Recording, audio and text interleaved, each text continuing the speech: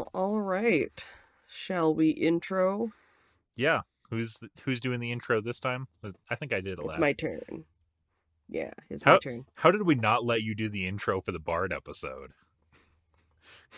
I mean, I think I did the intro for the Paladin episode, so Fair. yeah. Well, all right.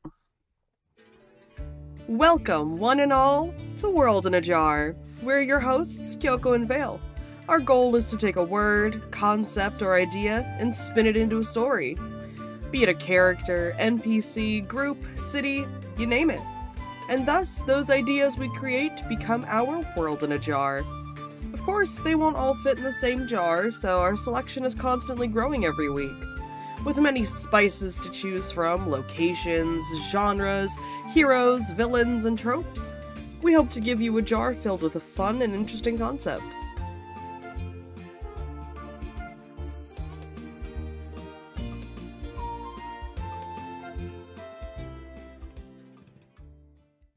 But first, how you doing, Vale?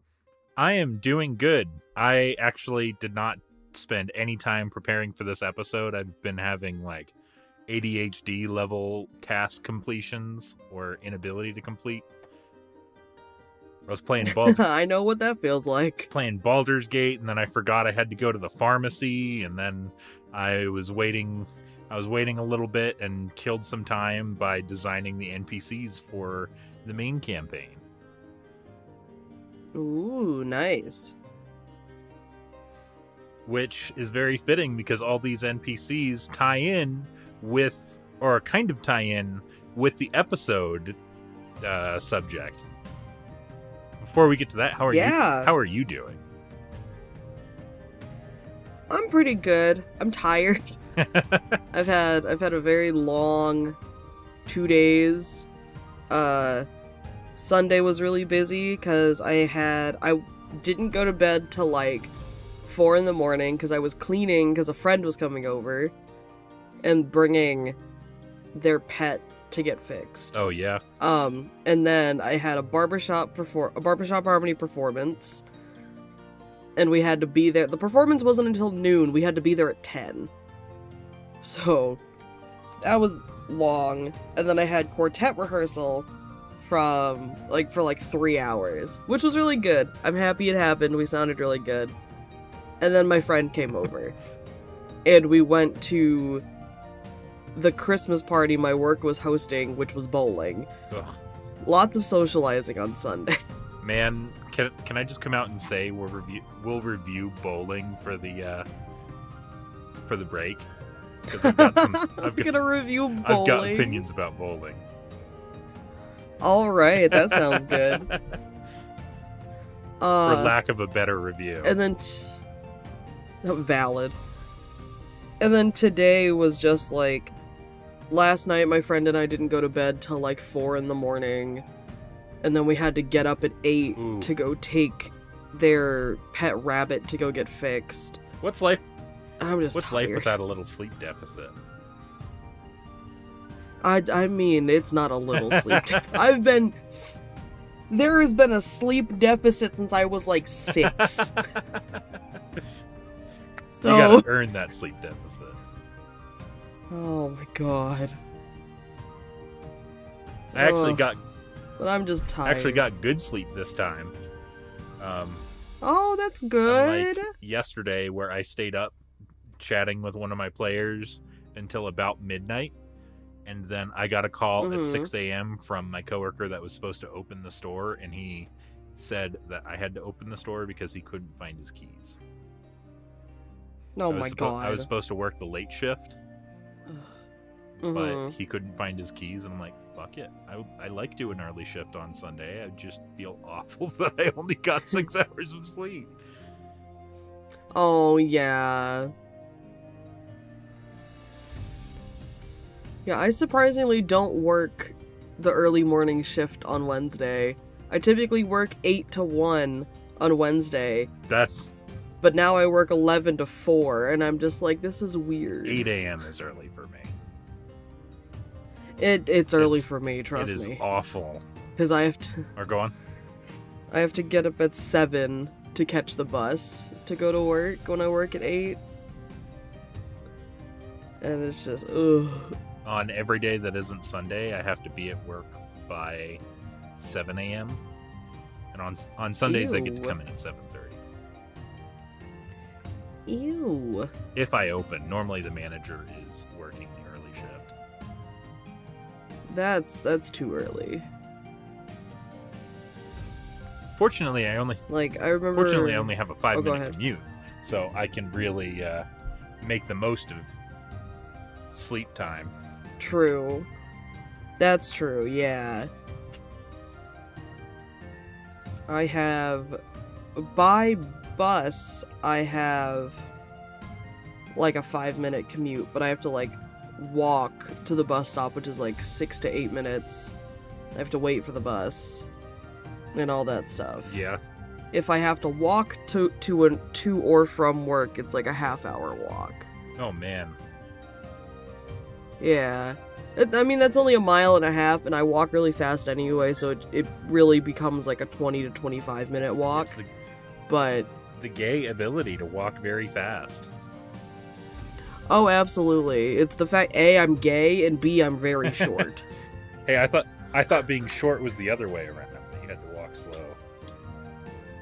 No, we walk very fast because we have to keep up with everyone else. Don't mind me. I'm just... You should have seen me going through the Tokyo train stations.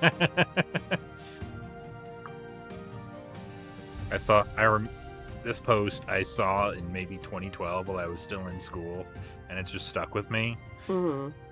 Attention all gays, it's getting icy out there.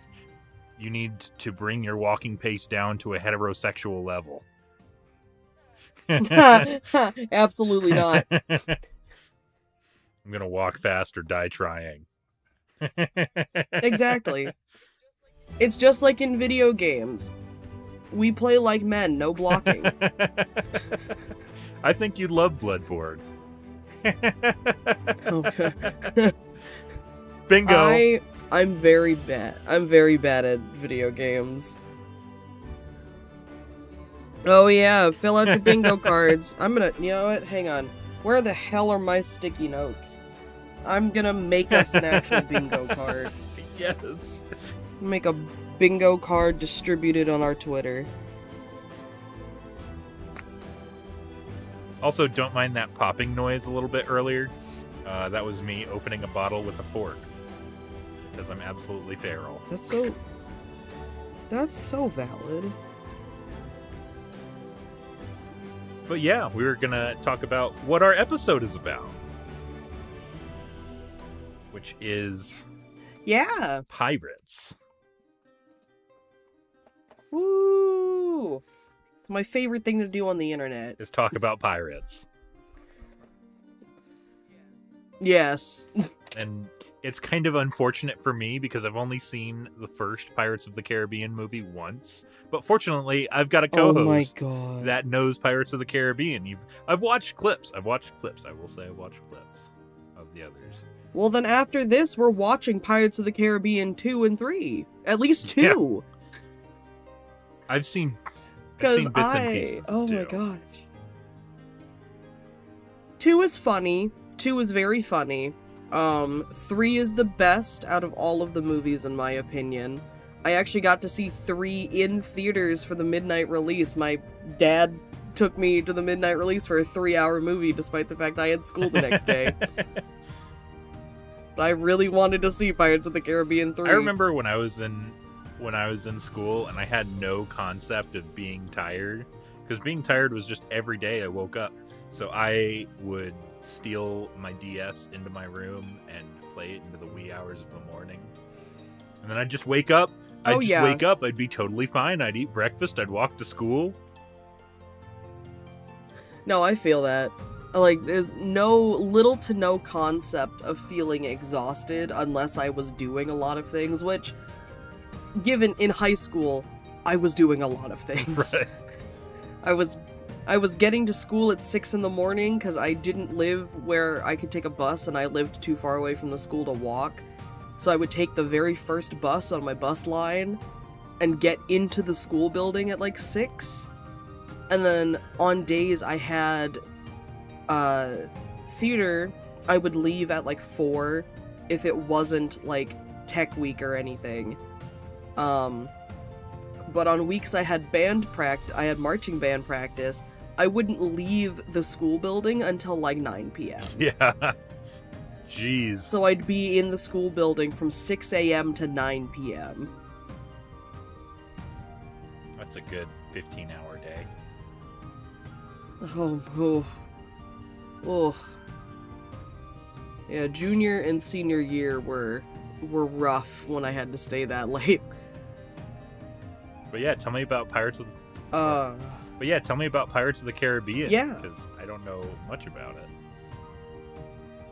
Yeah, so, I'm not giving a spoiler warning. Pirates of the Caribbean, the first 3 movies have been out for a very long time, and the 4th movie's been out for a very long time.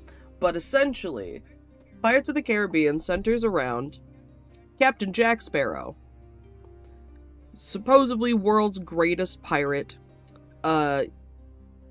Lots of scenes of him coming into port, essentially going to like a dock on a sinking dinghy, and it's so funny because in one of those clips he's trying to like bucket water out of this sinking dinghy, but the water's already up to like his waist, so he climbs up onto the mast of the dinghy and then just stands at the very top of it and like gingerly steps onto the dock once it finally gets there and the dinghy fully sinks. Doesn't he get shipwrecked a lot? He does. That's pretty much his thing, not having a ship. And taking his ship Hence, back. pretty much the first line of the series. You are without a doubt the worst pirate I've ever heard of. Oh, absolutely. Heard of me. Absolutely. But like, he's a really, I wouldn't say he's like a really good example of like a pirate. He's not the stereotypical example of a pirate. Because typically when we think of pirates in media, we think like pillaging and plundering, going on these awesome sea adventures, lots and lots of treasure, very loyal crew, fighting other pirates, things like that. And he does some of that. But like the pillaging and plundering is something he doesn't really like fit. He doesn't have a ship all the time. Things like that. Where other pirates are chaotic neutral to evil, I think Jack Sparrow is more chaotic good. Yeah, he definitely has a different moral compass than other pirates you see in the movie.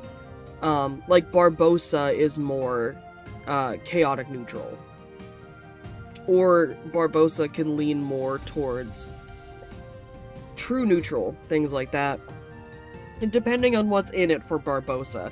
Barbossa's funny, especially in the 4th movie when he is acting like a royal advisor instead of being a pirate. It's really funny. He does like this weird 180.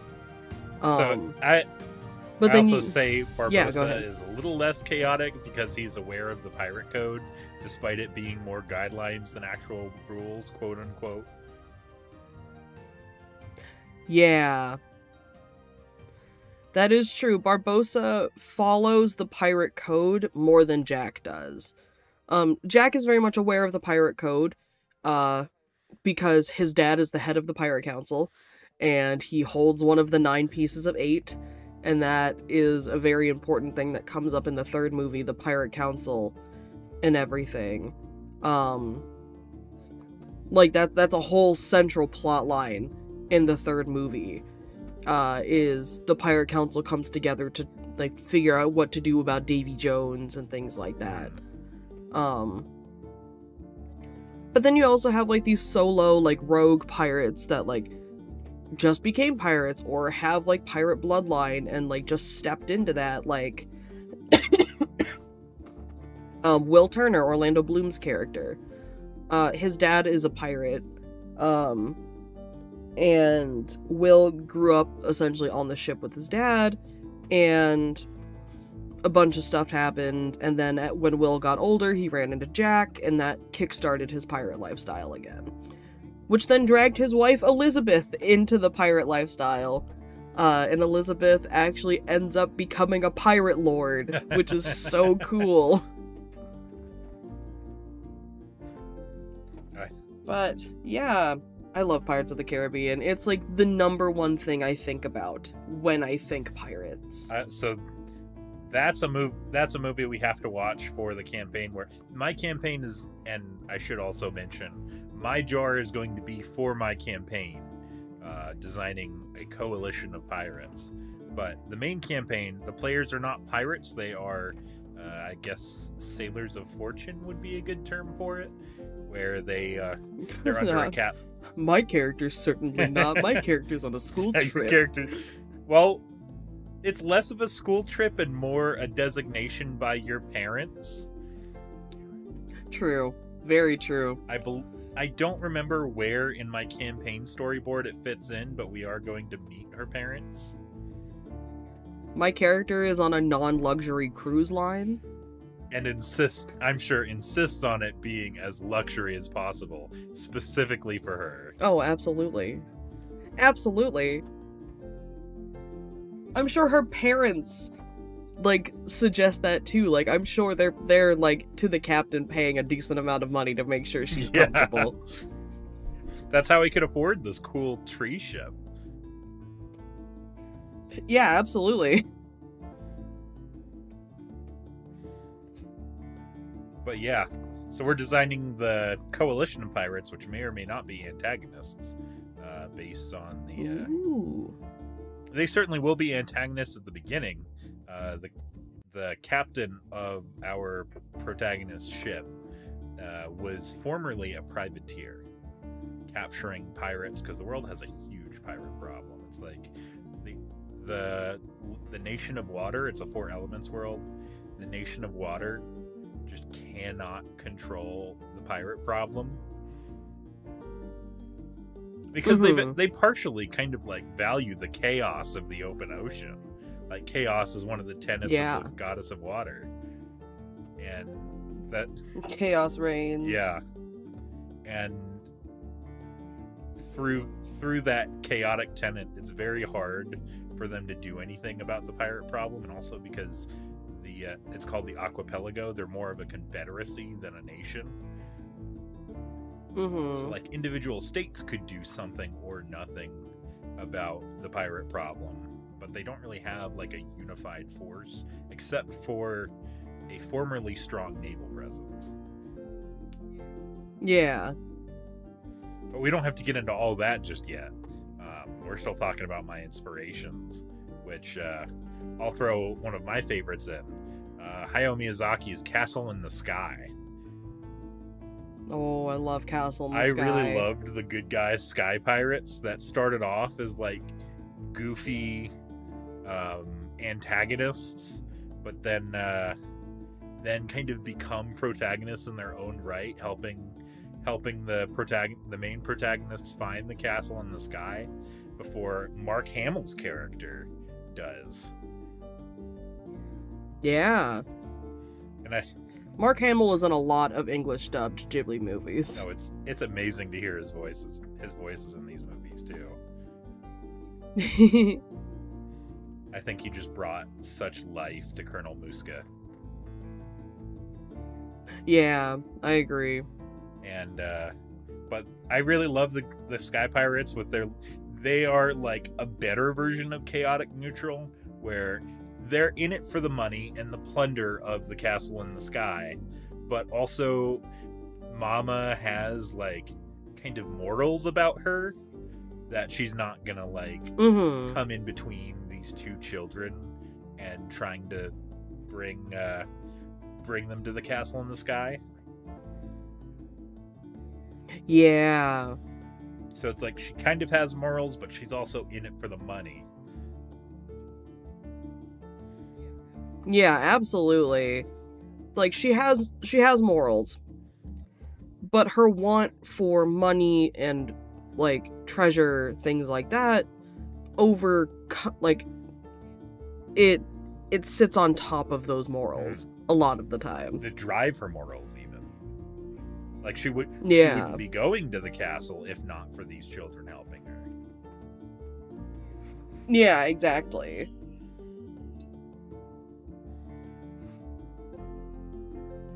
So I haven't watched Castle in the Sky in a long time. So, oh yeah, and I was saying, so you're gonna movie night us with Pirates of the Caribbean.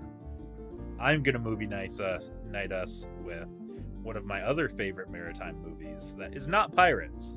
I don't know if I can draw inspiration from this for the pirates, but Master and Commander is a very good naval movie.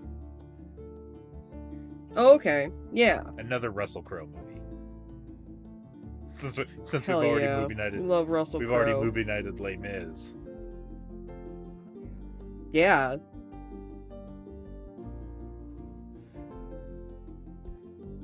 But yeah, what are your other inspirations?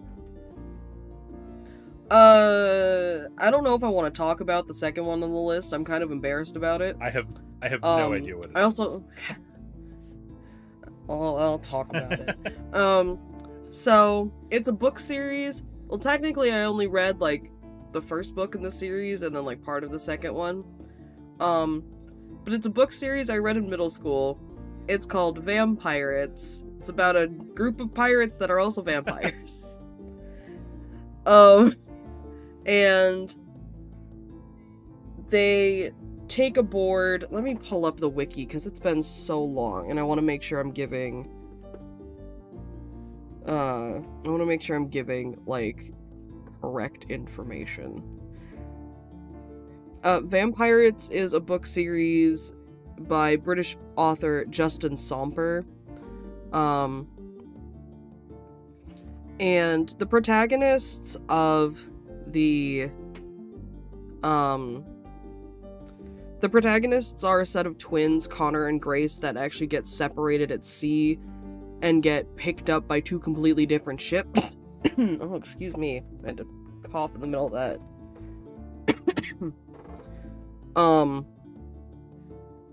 But there's, Grace, the female twin, gets picked up by the vampire ship, and Connor gets picked up by the non-vampire ship, and those two ships are, like, at war with each other. You're telling me there's a vampire ship, but the other one is not a werewolf ship? Yeah. This was way before Twilight pitted vampires and werewolves against each other. Planning. There are apparently 7 books in the series. I did not know there were 7. When I read them, there were only 3.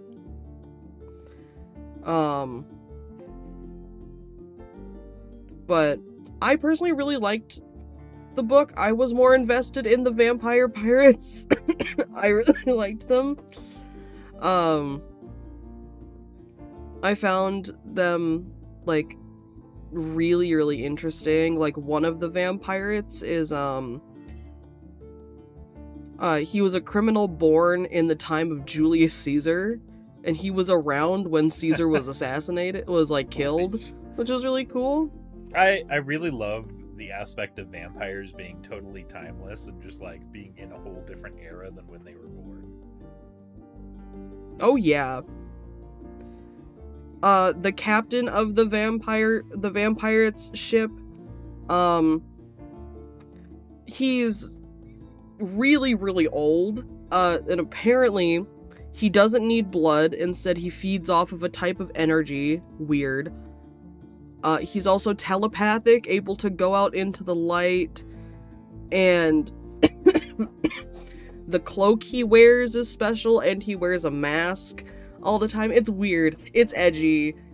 It's definitely YA, young, like, it's definitely a YA book, caters to younger children, like, middle, high school age. I enjoyed it in middle school. Somehow I forgot about this. But a book that I was reading in middle school was the Horatio Hornblower series, which which follows Mm-hmm. kind of from starts as an ensign, like the lowest officer, to like he gets to be in a position of high prestige later on in the book series, and they were actually written out of chronological order, so it's not like the book series start. The book series does start with the first book, I believe, but they're all kind of split up until a loose timeline is established based on his ranks in the book. Mm-hmm. He was in the British Royal Navy, but I don't actually remember much about the book series. I might have to pull up the wiki on that one. Here's the plot synopsis for Vampirates. The year is 2512, and the Tempest twins, Grace and Connor, decide to escape their small town of Crescent Moon Bay after their father's death. They take their father's boat, which has been claimed by the bank, and out into the sea into the middle of a horrible storm and become shipwrecked. Saved by a passing pirate ship, Connor is pulled aboard by the pirate Chung Lee and quickly adjusts to his new life as a pirate prodigy. Meanwhile, Grace is rescued from the sea by the Irish vampire-pirate, Lorcan Fury, and pulled onto a strange ship. She soon discovers that she is on a vampirate ship. As the twins fight to find each other, they discover that they have chosen different paths and loyalties.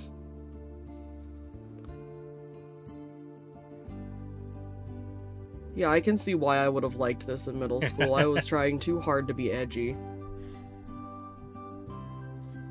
The only reason I got into the Horatio Hornblower series is that my mom has a lot of historical fiction novels, ranging from Horatio Hornblower. She has the entire series to there's a book she was reading for a while called His Majesty's Dragon, which was like Age of Sail Earth, but the protagonist, I believe he was also in the British Navy, finds a dragon egg and hatches it. Oh, nice! Yeah, that's a book that's on my list because my mom just has very good taste in books. Well, that's good. I admittedly do not read as much as I should, but that's the ADHD, so... I play way too many video games to be able to read, but I do like reading. It's very calming for me. If I can stay focused on it, maybe I have a little ADHD. we're all For me, unfortunately, reading puts me to sleep. Hey, that could be a superpower. Unless it's something I really care about, and this is probably gonna go on the bingo card. Kyoko talks about K-pop. This year, BTS released a big memoir talking about their story from debut till now, because they've been a group for 10 years. This book is like 500 and something pages. I will give you an exact page number. Let me see. Also, if you hear music or anything through my mic, it's neighbors down the way blasting music way louder than they should. I don't hear it. And it makes me upset. It is 496 pages long. And the first day I got it, I read 250 pages. I hear that's also ADHD, where like, if you fixate on something, you get a lot of... you pretty much binge it. Oh yeah, we gotta love hyper-focusing. Hyper-focusing and then attention deficit. Yeah, you right. But yeah, I really like that book. I need to finish it still, but I did used to be one of the best readers in my class. I constantly, like, I had the fastest reading speed. Reading comprehension, when we were tested on it, was not the best, but that's also the ADHD. I don't pick up subtle clues and stuff as easy. as other people might. Let me tell you, I was the worst reader. Not the worst reader in high school because I was bad at reading. The worst reader in high school because I literally never read a single book that was required in English classes. But we same. talked about the books enough that I was able to absorb the themes and whatnot of the books and not do extremely poorly on the tests. Like the only reason I passed AP Lang, because you kind of really needed to read the books in AP Lang, no matter how much we talked about them. The only reason I passed AP Lang is because I'm a very good test taker, and the final exams were never. The final exams were never about the books. They were like They were like a series of timed writings. And I became very good at timed writing. And so I would just straight E for the quarter because I wouldn't read anything, and then literally ace the test. See, I'm very much the same way. I hate doing assigned readings and stuff like that. Like, I cannot bring myself to focus on them a lot of the time. Last time I was able to read a book that we read in English class was like middle school. But like I would get anywhere from an A to a C in English class. Writing has never been one of my strong suits, so AP Lang was a little hard for me in that. But when it came time for us to do like discussions on the books and things like that, I'm very much a person that, just like you, I absorb information from people around me. I was able to fake my way through those discussions so much that I would always be one of the discussion leaders. And I would do perfectly fine in class discussions, round tables, things like that. So I'm really good at that. I'm really good at faking like I know things. Did you have Mr. Cooper for AP? Am I allowed to say that on the podcast? No, I had Miss Tinsley. Okay. She was the other AP Lang teacher. Yeah. I have Mr. Cooper's book. I read it over the summer after I passed his class by the skin of my teeth because of the finals. Yeah, I loved Miss Tinsley. We didn't have like a final in her class. It was either we had like a final project, and then you could take the AP Lang exam or not. I didn't take it. I think I was the only one in my class that didn't take it. Because I knew it wouldn't translate to anything at the college I was going to. Yeah. But for our final project, we had to like do a bunch of different like writing things, like freestyle writing, things like that. And just make it like interesting. I decided to do a memoir, and I put it in like a really nice journal and things like that, and I did like 5 or 6 different things. Like I did like a regular essay, I did like some poems, I did like a bunch of stuff in it, and Miss Tinsley loved it. I think I got 100% on that project. Yeah. And I was just like, good enough for me. And then yeah, what else do you have on your inspiration? there's one last one I want to talk about before we start getting into our jars. Treasure Planet. Treasure Planet is an amazing Disney movie that gets no credit. I have never seen Treasure Planet. I need to watch it. At its core, it is a retelling of Treasure Island, but with space involved. It is. Yeah. I actually my friend ran a Treasure Planet campaign for us where we were in the world of Treasure Planet, and we got to play whatever alien race we wanted. It was in my uncle's system. Nice. Which is very adaptable into different settings and had some like beast traits that we could buy into our characters at character creation. And my character, his name was Patrick. He came from a wealthy whiskey maker, pretty much a corporation, pretty much a corporation, but hated his father, struck out on his own, made a tiny little friend named he called him Master Owen, who is this little teenage ferret guy. Oh, cute. And throughout the entire campaign, Patrick, who is this hulking pangolin man with vicious claws and incredible stamina, was trying to teach Owen to become as strong as he was. Where Patrick was like 8 feet tall, and Owen was a teenager of a very small ferret race. Yeah. And man, I loved playing Patrick. I loved interacting with the world, where there was like rebellions that we were trying to deal with, and like our main villain was pretty much a pirate king, Wicked Pete. He was called, and we outfoxed him through guile, and ultimately very heated and skin of our teeth confrontation with him. Ooh,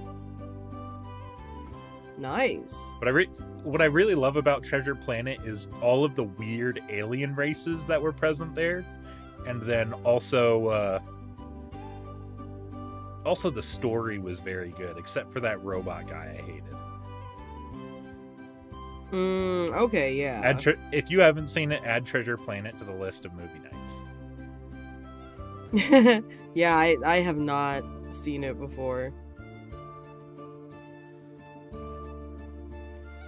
Sorry, my cat, named after my favorite bard, keeps trying to, like, bat at my gayest bard mug.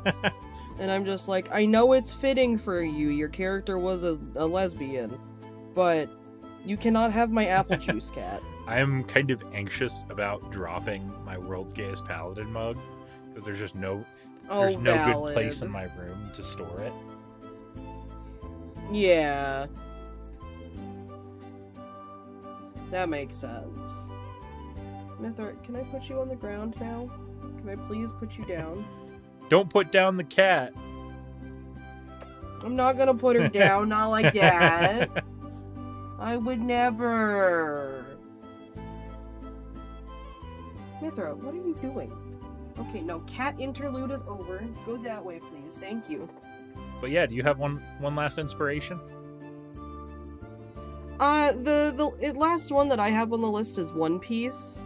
But honestly, I don't have a lot to say about it because it's been such a long time since I've watched the series. Good luck trying to catch up. But yeah, I don't think I'm going to. I really like One Piece. I love the story. I love the characters. I was really into it when I was a kid and it was playing on like Toonami and Adult Swim and things like that, but I didn't follow along with it after it got taken off of Toonami. And I just fell out of it, but I do really like One Piece. I'll probably just find synopses of the chapters or something like that, or if I really want to like get back into it and push myself, I'll just read the manga in Japanese or something like that. I do enjoy Luffy a lot. Yeah. I think when I was a kid, my favorite was Sanji. I read the first volume of the manga, and then bits and pieces from whatever Shonen Jump magazines I could get my hands on. Yeah. I miss Shonen Jump. I do too. One Piece wasn't the manga that I spent all my money on. Naruto was the one I spent all my money on. Did I even spend a lot of money on my manga? Oh, I had the Pokemon Adventures manga that I spent a lot of money on, and then also the Yu-Gi-Oh mangas. Many different Yu-Gi-Oh manga series. Yeah.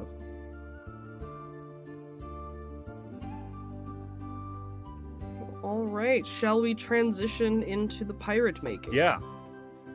So normally I discard the first roll as I just open up random word generator and I generate the words as we ask for them. But my God, whoever gets this set of words. Well, do you want heads or tails? I'll take tails this time. All right.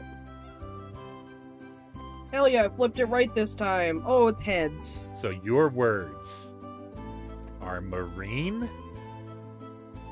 and swallow.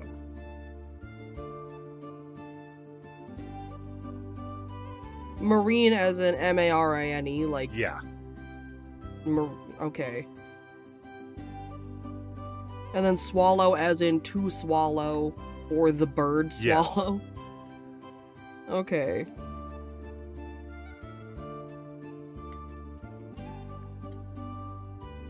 Well,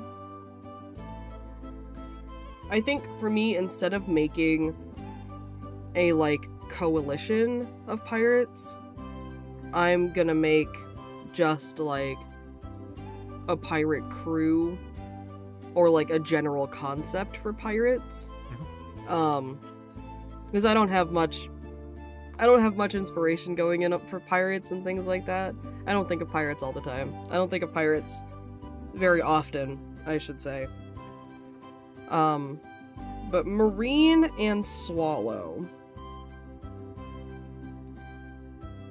There's a couple different ways you can take that. I feel like marine is a big non-starter word because we were already going in with their pirates. Yeah. I was thinking for marine in particular, maybe the pirate crew, like maybe the like ship of pirates, they're all like former Marines that have gone AWOL or something like that. Like they've all become very disillusioned with their government and their like military system and things like that. And they were like a platoon together. Or they were like a group together in the Marines. Or even in the Navy, it doesn't really matter. Because they're both, you know, maritime military jobs. Right. Sorry. And so this group, they're already very tight-knit in the fact that they all were deployed together and things like that. They constantly like worked together. And the person that's their captain was their highest ranking officer in their platoon. And together while they're like stationed somewhere, they all get together and they're just like, look, we can't do this. We can't keep like fighting these wars and things like that, harming innocents. We don't back the cause, things like that. But they're just like, we don't want to lose each other. We don't want to like face the repercussions that could come like in their system from like honorable or dishonorable discharge, things like that, depending on like how you would want to spin a military system like that. So late at night, they decide to go down to the docks and they see, we could say like this is like later, this is not like, you know, military times now when there are like big metal ships and stuff like that. There's still like pirate ships or like wooden boats and things like that. Like actual seafaring vessels. Even the British Navy they were literally called the Marines. That's where we got our Marines, and that they have lasted since the age of sail. Oh, okay. Yeah. It's not like a new thing. But they go down to the But they go down to the dock and they end up using their skills of, you know, combat, infiltration, persuasion, things like that, and they take a ship and they shove off. In the morning or whenever, it's found out that they've gone AWOL and they are now considered enemies of the state. are enemies of whatever nation, whatever military they just went AWOL from. And now they're being... And then for Swallow... Oh, go ahead. Now they're being hunted, I'm sure. Yeah. They're either... I actually would say it's like sort of like a twofold thing. They're being hunted, but they're also actively working against their former military. To like they're like good guy pirates, I would say. I want them to be good guy pirates. They work together to like stop any like naval advancements on whatever country their like military is at war against. They stop their ships on the sea, so they get into sea battles and things like that. They go into towns and they gather information and all this stuff, and the treasure that they take, quote unquote, ends up being like either bounties that they take on their former military, like taking out generals and things like that, stopping battalions and platoons, or it's like thank you gifts that they get from these like townspeople that are just like, you know, you basically just saved us from a very like savage military invasion. I mean, hey, that like ties in One Piece as well, because sometimes the Navy are the villains, and sometimes they do help. Yeah. A lot of times the Navy are the villains, I believe. I have an idea of what I want to do. Yeah, so I just looked up for swallow. Instead of being like the verb to swallow, I'm spinning it more as it's like the bird. Yeah, it could be like the mascot of the ship too. Yeah, that's what I was thinking. It's the symbol that they take on. Like maybe the area that they're from or something like that, or even like the place that they did training, somewhere that they've all spent a lot of time together. One of the regional birds is the swallow, and I just looked up what a swallow could symbolize. And in China and a lot of East Asian countries, swallows symbolize good luck or positive change. So I imagine that they, like, the swallow in their world has a very similar meaning, so they adopted the swallow as their, like, group's symbol. So they, like, because they see them leaving and still being a group together as positive change, and they want to be a positive change on the world and things like that. Yeah, I mean, when pirates see a symbol, they kind of go all in. So it's on the flag. I'm sure it's like what's the headpiece with like the carving on the front of the ship. That could be a swallow. I don't know what it's called. That could yeah. be a swallow. The ship would have swallow in its name. Yeah, something like that. Yeah. I can definitely think of a ship name by your turn, when by the time you're done with your words. So what problem is plaguing these pirates? I would say the problem that's plaguing them, it's the fact that they're going against an entire military, and they're actively being hunted by the military for going AWOL. So they're having to navigate helping out and like fighting the military while also making sure that none of them are actually getting captured and like or getting killed and things like that. And then I can imagine one of them on the ship is actually like they realize that like as they're like doing all of this that they actually side with the military a lot more than like they thought. They liked the support and like the financial support, the food support, the living support that the military provided them, and they're just not getting that same thing in this pirate lifestyle, so they're just like kind of don't like this anymore, kind of want to go back, and starts either, like, selling their information to the military, or sort of acts like a mole in the crew. So it would create, like, this internal conflict that, like, for the crew, one of their, like, brothers in arms that they've trusted for all this time is actually working against bordering them. on mutiny. Yeah. But this person that is, like, the mole, they're just like, you know, I'm really doing it because, like, I still, like, love and care about you guys, but also, we gave up a lot. We're going against an entire fucking country's military. This is stupid.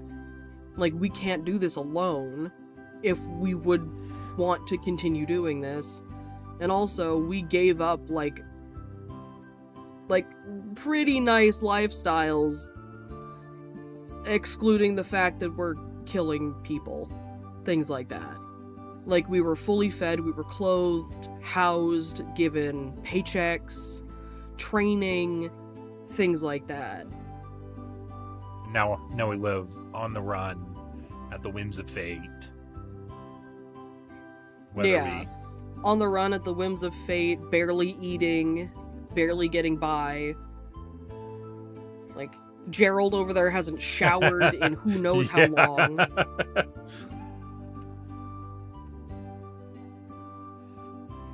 Yeah.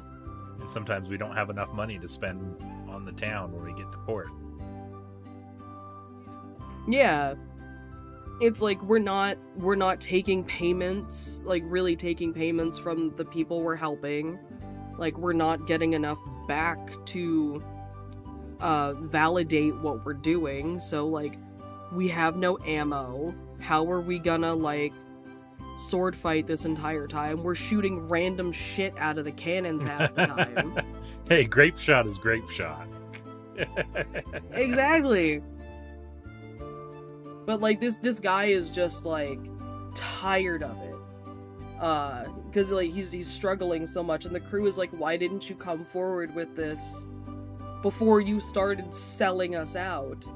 Like, we could have discussed this together and worked towards something to make life a little more comfortable for us, but also we knew what we were losing when we left.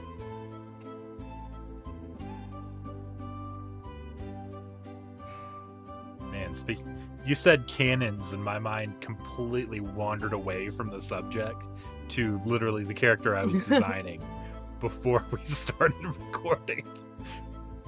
He is a dragonborn swashbuckler, lawful good rogue, I want to say, but his claim to fame in the privateering world was he was a red dragonborn, a chromatic dragonborn, which all chromatic dragonborns breathe their breath in a line rather than summon a cone, summon a line.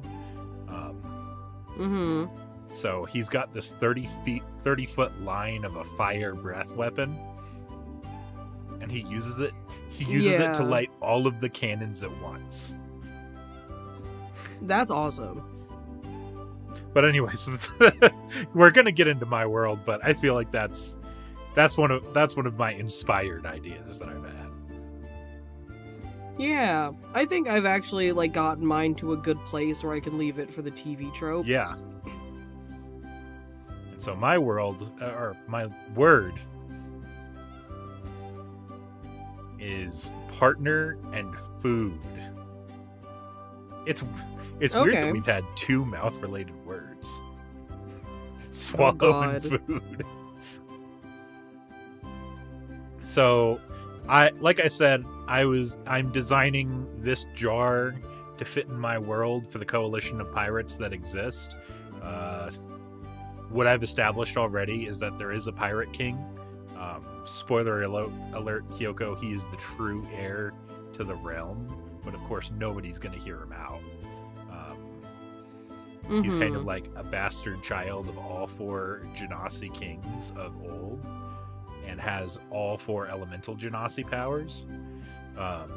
Mm-hmm. And then he's been building a coalition, pretty much a whole navy of pirates that all sail under the same code, under the same. He's pretty much creating his own country, so that way he can use it to insert himself into the other countries. Mm-hmm. And one of the inspirations I had, bingo, was Delilah Caldwin of the Dishonored series, where she's an interesting foil to the protagonist of Dishonored. Both of them have been dishonored, disgraced at a pivotal time in their lives, and where the good ending of the protagonist chooses better ways to disrupt the toxic authority, Delilah as the villain pretty much chooses chaos to create her own order, where she has these intense magical powers from the outsider. She played some epic level trick after one of the other protagonists pretty much banished her into the void. Mm-hmm. She played some epic trick to get out of it. She's very cunning and conniving, and works her way into a coup that has her as the empress of the realm. Yeah. So that's the vibe I'm going for the Pirate King, but this is also about his coalition as much as it is the figurehead. Yeah.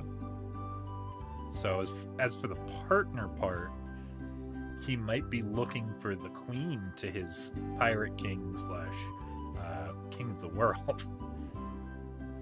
Or he's currently unmarried and believes he needs to carry on his legacy, which might actually tie in Air's character. I don't know if his mom is still married to his dad, but she has a backstory with the pirates. Mm-hmm. Yeah. That would be something to talk to Air about. Well, we'll see what there is for her, but also I should also be designing her for the campaign, because she is going to be a very interesting NPC to interact with. Oh, nice. Yeah. Could easily come into conflict with the party up until Air's character.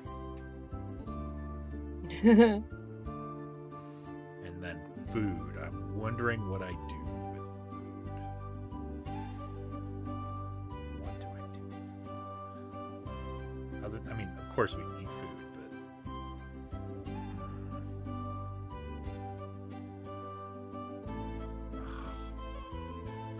maybe he uses food as a bargaining tactic or a negotiation tactic. oh, so he could the pirates could be raiding fishermen,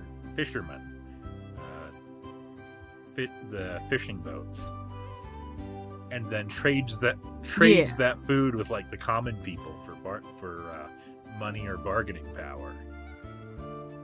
Mm-hmm. Stealing from the poor to trade with the poor. That's that's really toxic. Oh yeah.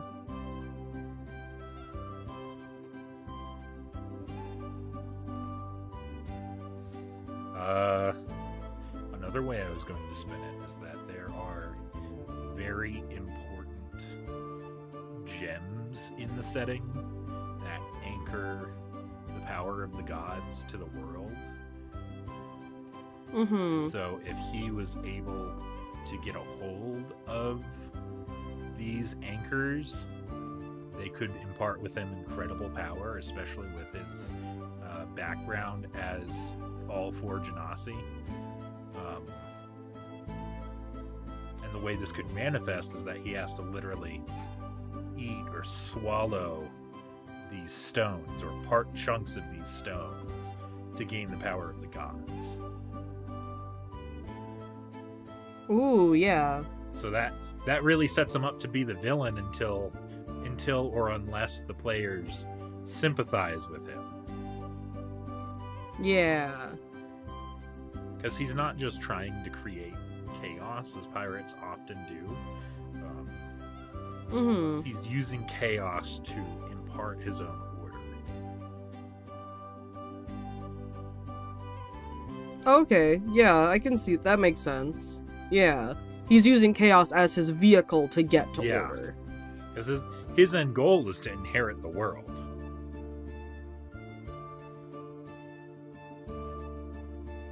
Yeah. I will also say for the food concept, of course his navy or his pirate confederacy are all eating very well because they have an easy supply route from all the fishing hamlets and whatnot that they raid and plunder. They're probably not bound to just being on the ocean. They could land and take over like coastal towns and hamlets. Yeah. And so unlike your jar where they're kind of unsure if they're even going to eat the next day, the Pirate King provides many bounties to his followers. And that's one of the many reasons why they kind of glue themselves to him and maintain his order. Yeah, I really like that. Like, that's a good way to really, like, flex power and things like that to get people to follow you. Mm-hmm.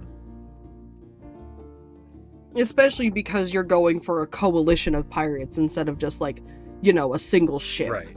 Or a single crew. Right.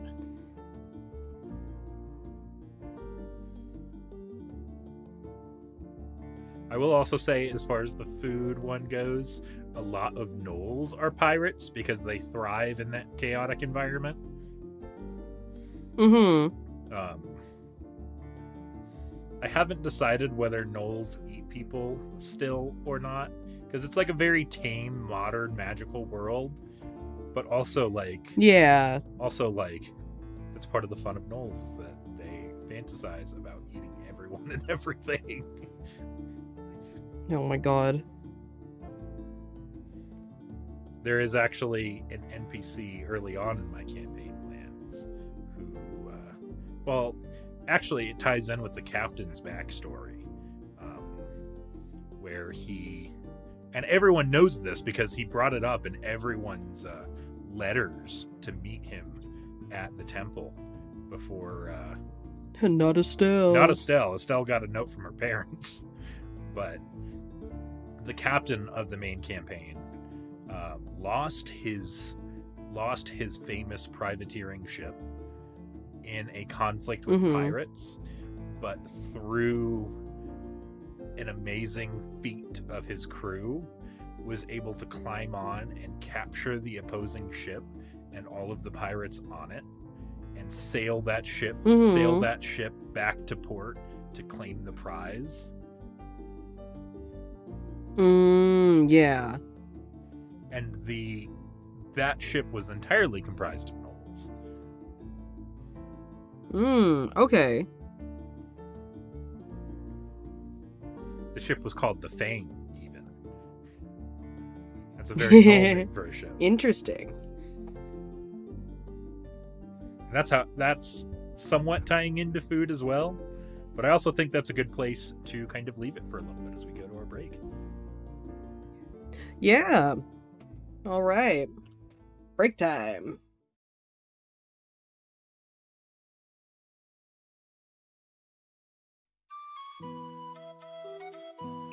All right. Welcome to the break section. We're going to keep it kind of short because we've already been recording a while. So bowling. What's the deal with bowling? See, even though I'm bad at bowling, I personally like bowling.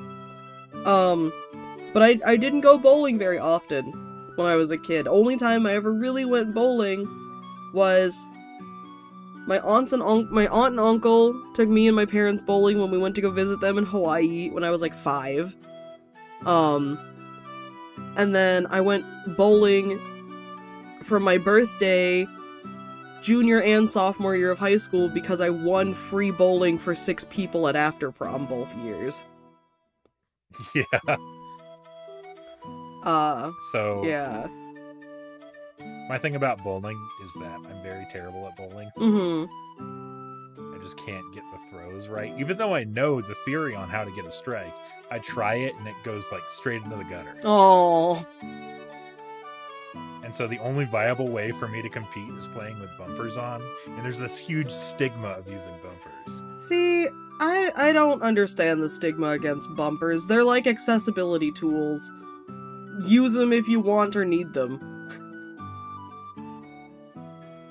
People who just get pissy because it means you can't miss in bowling. And it's just like... I have a core memory of back in the first house, back when my mom and my dad, my biological mom and my dad were still together. Mm-hmm. We went bowling, and they were both pretty good at bowling, but they would not let me use bumpers at 5 years old. And so I had barely double digits for my score. You were 5 and they didn't let you use bumpers? What the fuck? Chris, leave that fuck in. Do not censor that one. That needs to be there. My dad is a character. I'm gonna fist fight your father. No. He would never let me do things the easy way. I'm gonna take out his kneecaps. You heard it here on World in a Jar. Kyoko's out for blood. No, I'm really not. I'm not. But that's really dumb. I'm sorry that you've had that's like a really shitty core memory you have about bowling. Because, like, bowling's supposed to be fun and casual unless you're on a bowling team, and then, of course, it's not fun and casual, it's competition. Right. Ugh. So yeah, that was my villain origin story as far as your bowling villain origin story. Maybe I should bowl more often to get good at it, to become the villain of bowling teams. I also haven't bowled since like middle school. I went bowling. The only time I went bowling yesterday. The only time I've been bowling is from summer camps taking me bowling. Well, that means when we get our whole group together, one of the things we're doing is bowling. Yeah. I would vehemently fight against it. We have to go bowling. And the food is way overpriced at bowling. Oh, it's way overpriced, but 9 times out of 10, the pizza's fucking delicious. See, I've never been to a bowling rink with pizza. I don't think. It's always like chicken fingers and like nachos. See, the thing we have to do is we have to go to the Japanese arcade round 1, because almost every single round 1 has a bowling alley in it. And I feel like that would be a good experience for bowling, because not only would we get to bowl, we can go play arcade games, do crane machines, we could do karaoke if we wanted to. There's just a lot more we could do in the venue. And I feel like the atmosphere would feel better than just like, you know, a crummy, kind of greasy bowling alley. Oh man, are we inviting Quincy to the D&D group? Absolutely. Live action? Absolutely, why wouldn't we? We need Right. Buzz there. Quincy actually went to both of my birthday party bowling experiences. We accept you in the D&D group get together, but we do not allow you the rank of player. We do not allow you the rank of player because I will post this story later of Buzz rolling his character for my first one shot. I'll post that later. He is definitely Anakin Skywalker coded in this. Oh yeah, absolutely. But to quickly wrap this up, since we have been going a while, I give bowling. I give bowling 2 Ryan Reynolds. If Ryan Reynolds was there, it might increase by 1 or 2. The presence of Ryan Reynolds would amplify the number of Ryan Reynolds I would give bowling. That's valid. I would probably... I give bowling probably a 4. 4 out of 5 Ryan Reynolds. So we'll average it and say 3 Ryan Reynolds. Yeah. For the podcast. Yeah, we can average it and say 3. So, the World in a Jar rating for bowling, as of right now, until I give Vale a good core memory about bowling, is 3 out of 5 Ryan Reynolds. Alright, we're back. Yeah. Welcome back from the break, everyone. Alright, so now we're going to further flavor our jars with a random TV trope. Would you like heads or tails? I'll go with tails again. I dropped the dime. I don't know where it went. Where's my other dime? There we go. Tails! You get to go first. This is a kind of interesting trope. Mm-hmm. It's called page turn surprise. Ooh. Often in book-based media, at the point where the tension is about to climax, the author will make sure that a page turn will be necessary, as to avoid letting the audience accidentally glimpse a spoiler on the other side of a page. Often this technique is necessary for a big reveal or otherwise dramatic moment. So I think the core of this trope is concealing a plot twist or dramatic moment from the players until the perfect moment to blindside them with it. Yeah.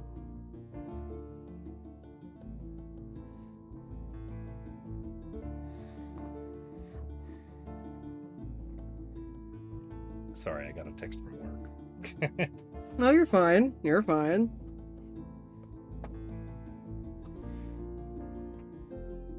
Hold on, Chris. Edit this out. I'm duty calls.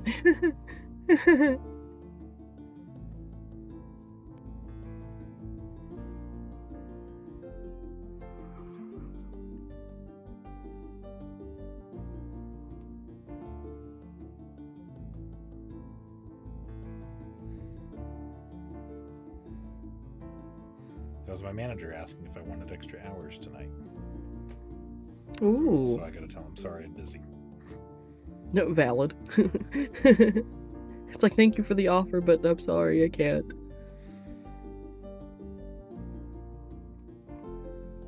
Okay, so I gotta figure out what the page turn surprise is for the pirates. Yeah. I mean, we were talking about how he wants to become king of the world. Mm-hmm.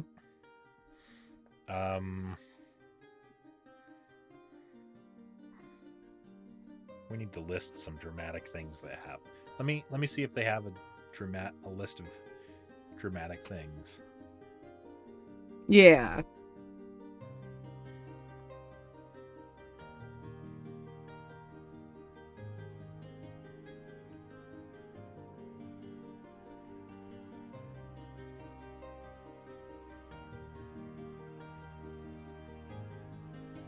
All of these are going to be books. They have a Baku, or no, not Bakugan, Bakuman.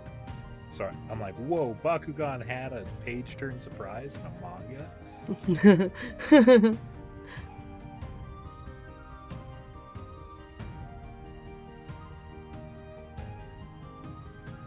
Naruto is on here. For which page turn surprise? There are so many in the manga.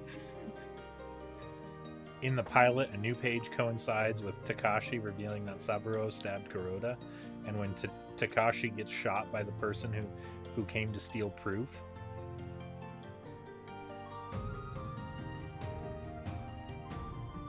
They also say several times someone will talk for a little while to build up to revealing something, then hesitate for a panel or two to push the reveal onto the next page, sometimes accompanied by a character asking, "What?"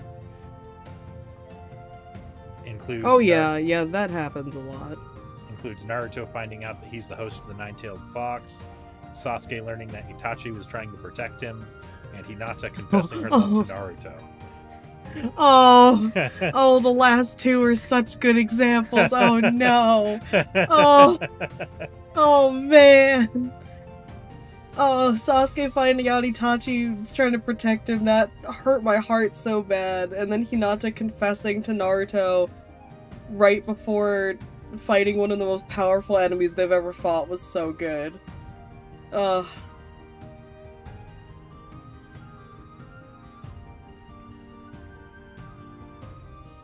I feel like you could just go the route of the Pirate King finally revealing his lineage and things like that. Yeah. So, like, the players come to a confrontation with the Pirate King. Ooh. I have decided against making Aaron's mom an antagonist, any kind of antagonist, because as soon as she sees Aaron, she is going to go complete mom mode.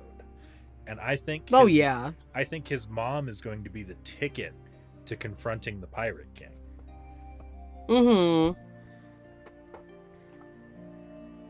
And this could be like the page turn surprise where there'd be a couple, actually. So the confrontation with the Pirate King, the players are duking it out with him, probably with Aaron's mom. And then the Pirate King gets kind of knocked down for a little bit and then reveals his lineage as he like changes form to literal like Avatar state level stuff.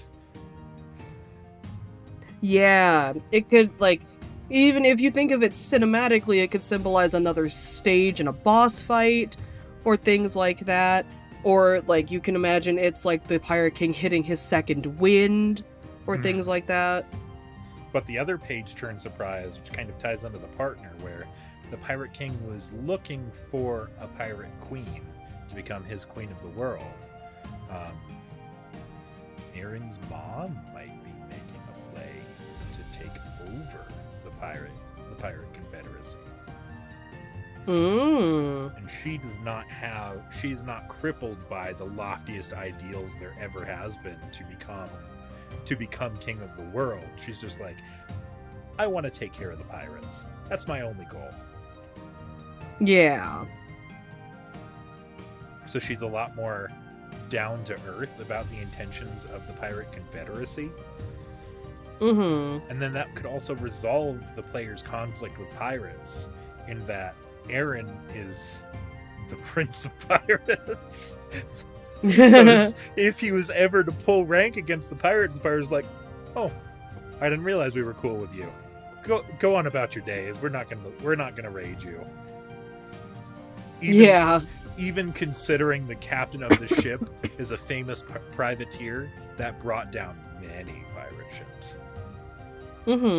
Aaron's presence alone, I feel like, would be a cool superpower to give. A cool, like, kind of toned down roleplay superpower to give Aaron. Yeah. That is so going in my campaign notes. Oh my gosh.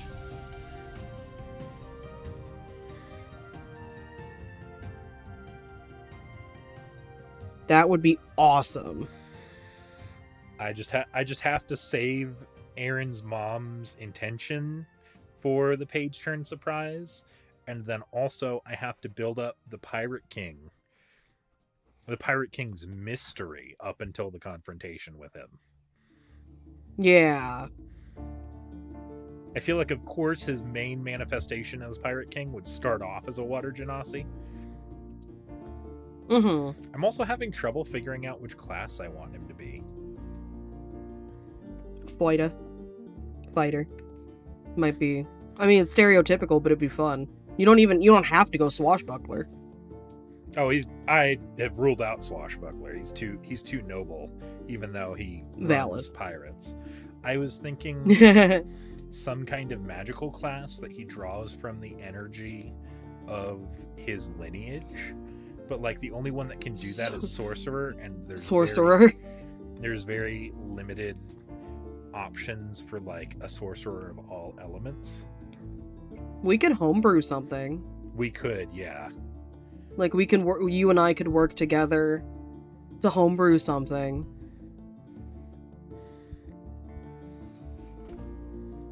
But then there was another class idea I had for him. College of Swords Bard. I'm kidding.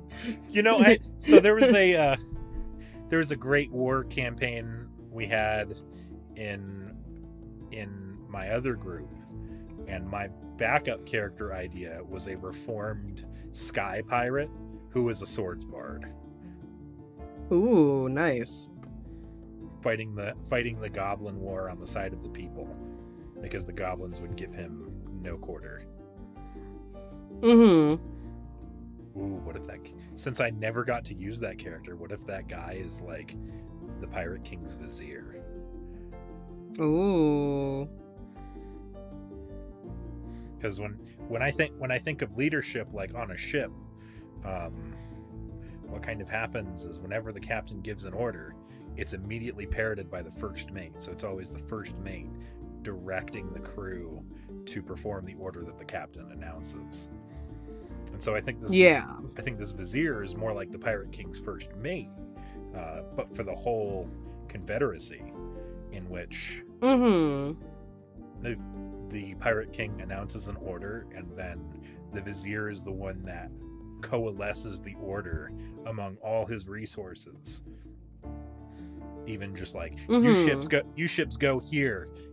The other ships are defending the harbor, and these will be our offensive ships that take care of the navy and are sinking the ships, and these other ships are the plundering ships that will bring in our income and our resources.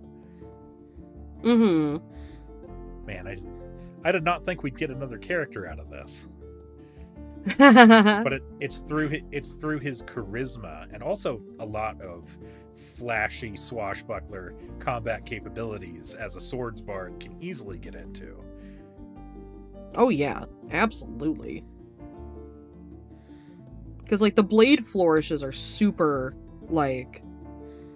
versatile. They're a lot like the Battlemaster maneuvers.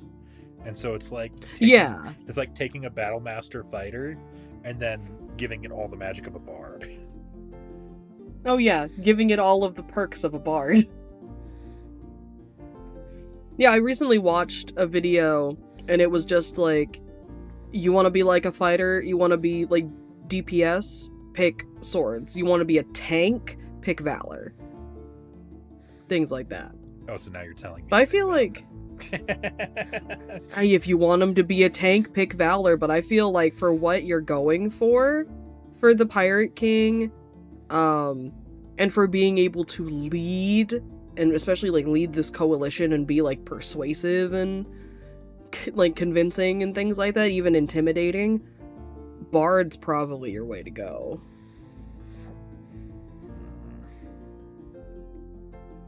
At least multi-class into Bard or something like that.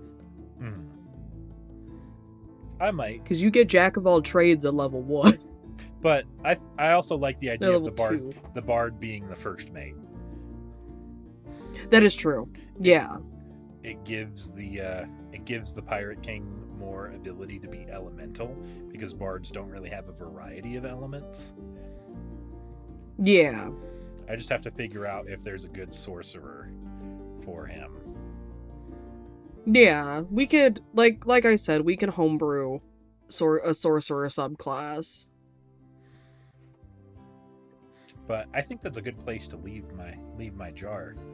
I'm gonna have to. Yeah. I'm actually gonna fill out a notepad with everything that I learned through talking about this.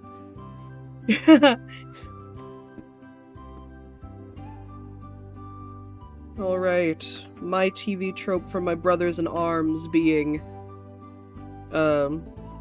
betrayed by one of their own. Oh, you pulled it up? No, I said, no, what is my TV trope? Oh, what is your TV trope? Sorry, I was writing a note. Oh, you're fine. You're fine.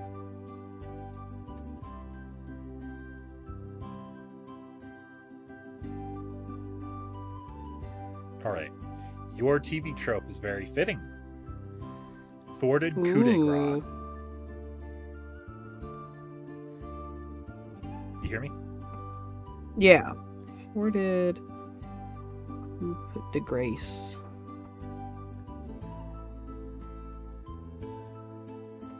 What are some examples on there? Well, I think it starts off by describing, oh no, the villain has beaten the hero in a fight. Our hero's down on the ground, battered, bloodied, and helpless. The villain triumphantly raises his weapon, delivers his gloating one-liner. This is it. Our hero is done for. The big bad gleefully readies the coup de grace and dies. There are 3 general ways that this happens. Either the hero pulls some last-minute trick out of his sleeve and delivers the killing blow to the villain. One of the other big damn heroes leaps in from behind the black to finish off the baddie himself, or the villain was already dead. Oh. And I don't even have to look at the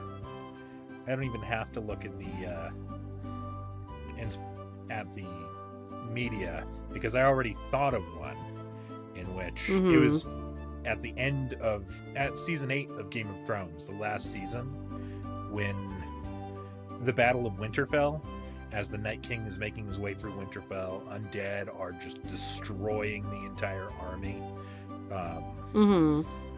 And the Night King is moving his way towards his prize, which is I forget his name. He was the crippled Stark boy who became like the keeper of all knowledge, pretty much, where he could see everything in the past.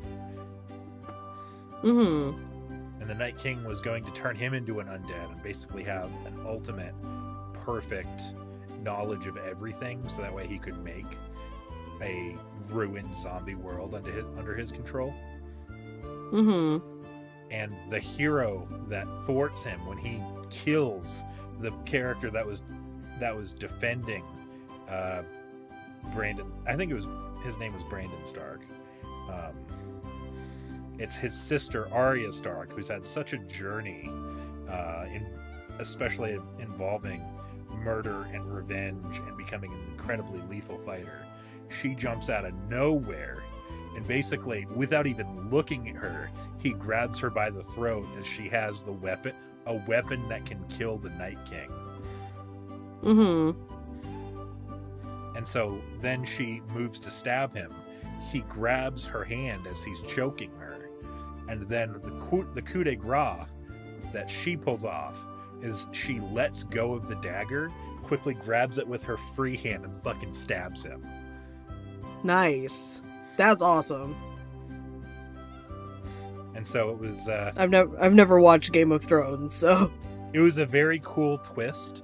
I feel like there might have been more flavorful characters to defeat the Night King. Like Jon Snow's entire personality was fighting the Night King. His entire motivation was fighting the Night King, but he got tied down. But I also love the punch of Arya killing the Night King, because her entire journey has been becoming the most lethal fighter. Well, that's cool. Yeah, I feel like for mine, yeah, I can imagine it. It's like the crew of pirates, minus the one that betrayed them, are knelt in front of the head general of the military, of their former military. And the general has set for them to be executed, and he's going to do it. Like, he's telling them he's going to do it one by one. He's going to make them all watch, and things like that. And other soldiers are, like, behind him. Like, he has, like, fully lined up, like, at the ready soldiers, like, behind him, including the one that betrayed the crew.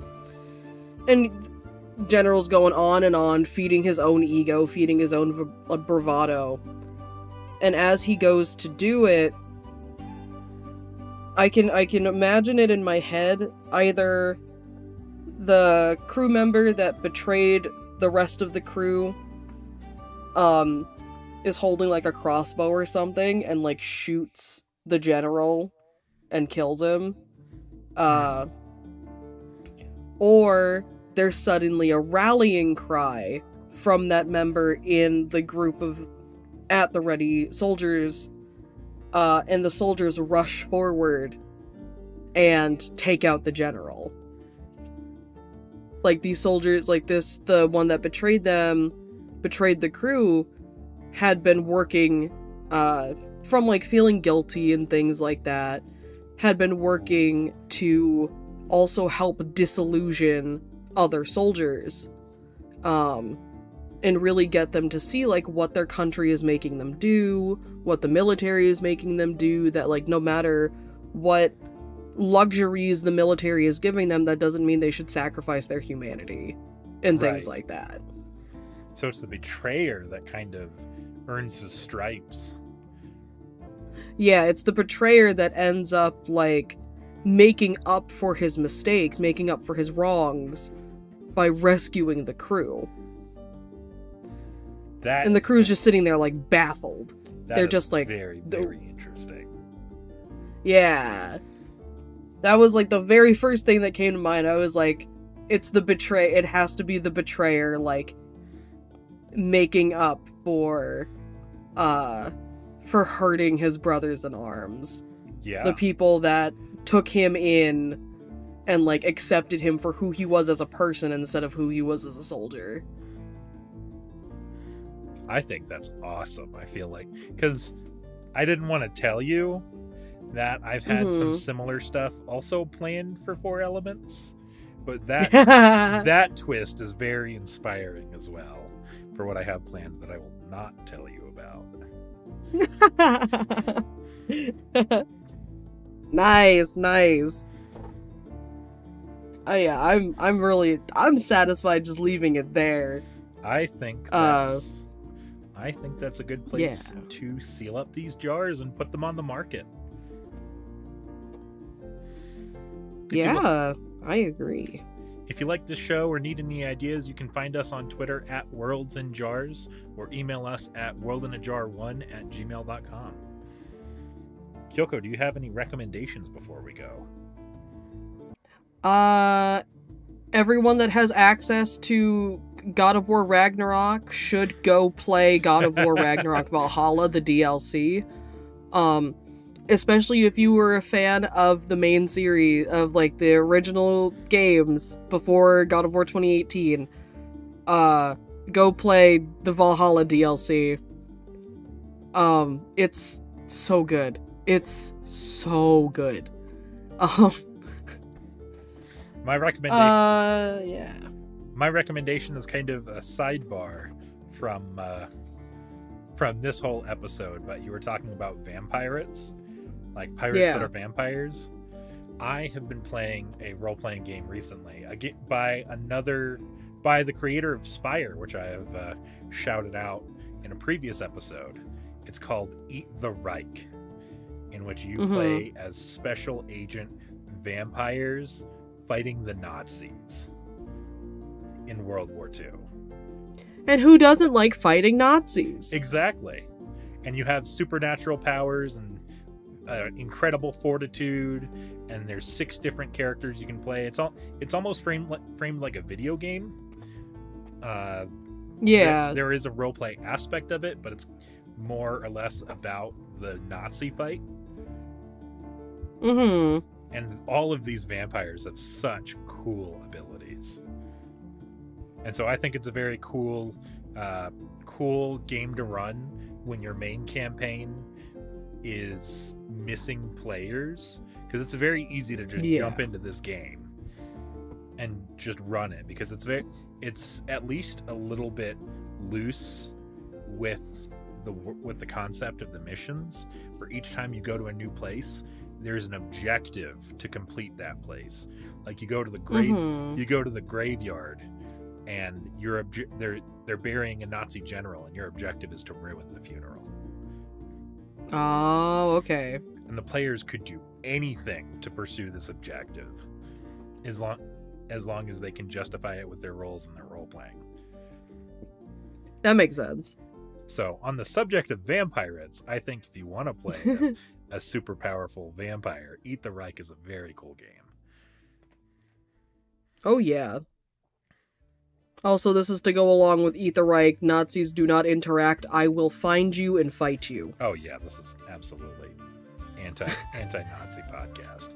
I am 4'11" and full of rage. You will feel the entirety of that.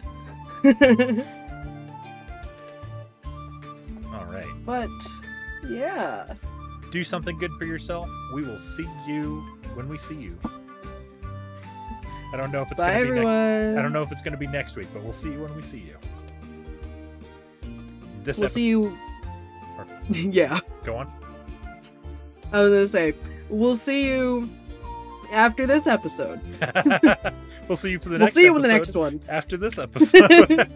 Exactly. See you in the next one. See ya.